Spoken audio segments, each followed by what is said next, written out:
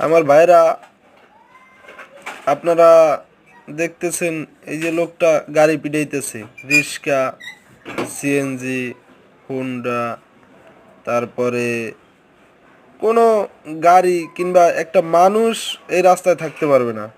কারণ হলো আমাদের বর্তমান প্রধান উপদেষ্টা ডক্টর মোহাম্মদ ইউনূস সাহেব এই রোড দিয়ে আজকে আসবেন। এই জন্য আমি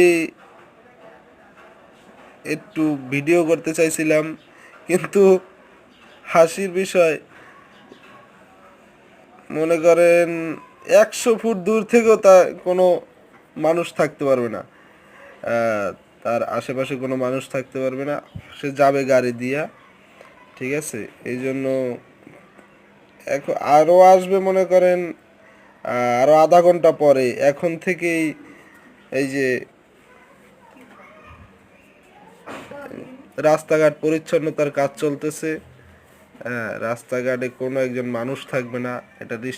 একটা রিক্সা তো পরের কথা, একটা সাইকেল থাকবে না।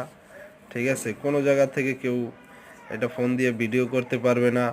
হ্যাঁ, তারপরে আমি তো আরও 100 থেকে 150 ফুট দূরে দাঁড়ানো।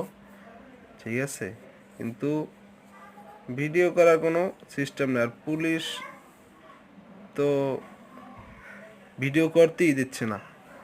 ঠিক আছে, আপনারা ওকে, তাহলে চ্যানেলটি সাবস্ক্রাইব করে দিয়েন।